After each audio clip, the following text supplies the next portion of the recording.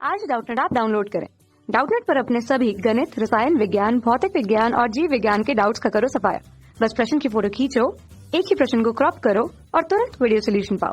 अभी डाउनलोड करें। यदि दो कणों के बीच की दूरी में कोई परिवर्तन नहीं होता है तब इनके आपेक्षिक वेग शून्य होंगे। ये कथन 1 है। कथन 2 दिया गया है कि अन्य के सापेक्ष एक कण की स्थिति में परिवर्तन की दर आपेक्षिक वेग कहलाता है। तो दोस्तों यहाँ पर हमको समझना क्या है, आपेक्षिक वेग क्या होगा, ठीक है। उसके बाद कथन 1 देखेंगे कि शून्य होगा, कब शून्य होगा, कब परिवर्तन की दर लेंगे कण की स्थिति में, ये सब देखेंगे। तो ये कोई कण ले लेते हैं, मान लेते हैं कि ये गति पर है, ये स्थिति पर है, कोई भी स्थिति मान लेते हैं कि एक समान वेग से गति कर रहा है, त्वरित गति कर रहा है, कुछ भी मान सकते हैं, ठीक है। अब इसके सापेक्ष में कोई दूसरा पिंड ले लेते हैं, ये भी कोई गति कर रहा है या फिर नहीं कर रहा है, स्थिर है, कुछ भी हम मान सकते हैं।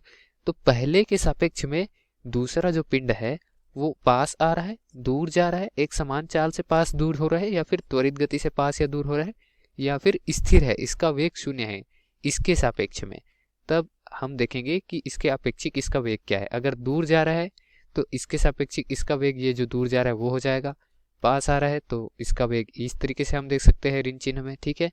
और अगर स्थिर है तो इसका वेग शून्य दे सकते हैं। हालांकि दोनों चल रहे हैं, ठीक है, दोनों अगर एक समान वेग से एक ही दिशा पर चल रहे हैं तो इसका वेग जो है वो धरती के सापेक्ष में कुछ ना कुछ होगा, लेकिन इस पिंड के सापेक्ष में इसका वेग तो शून्य हो जाएगा। वैसे ही इसका वेग भी शून्य हो जाएगा इस पिंड के सापेक्ष में।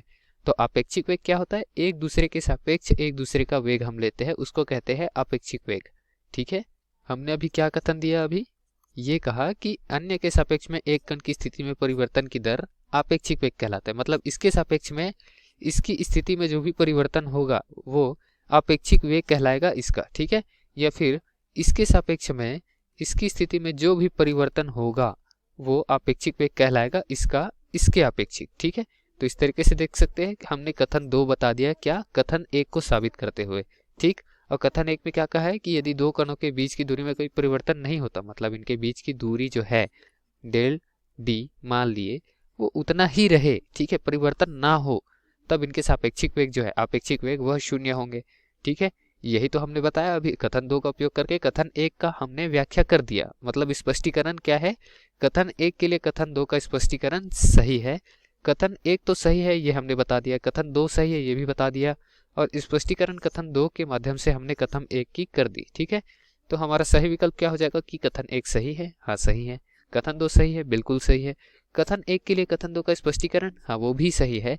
इस तरीके से पूरा विकल्प क्रमांक ए हमारा सही है, ठीक है। बाकी विकल्प में क्या कहा गया है कि कथन 1 के लिए कथन 2 का स्पष्टीकरण सही नहीं है, जो कि गलत विकल्प हो गया। कथन 2 गलत है कहा गया, ये विकल्प गलत है। और डी में कहा है कथन 1 तथा 2 दोनों गलत है, ठीक है। तो ये भी हमारा गलत कथन हो गया, गलत विकल्प हो गया। तो हमारा सही विकल्प क्या निकल कर के आया, विकल्प क्रमांक ए, जो कि दिए गए प्रश्न का हमारा उत्तर है दोस्तों। धन्यवाद।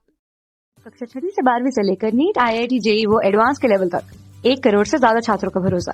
आज ही डाउनलोड करें डाउटनेट ऐप या व्हाट्सएप करें अपने सारे डाउट्स 8400 400 400 पर।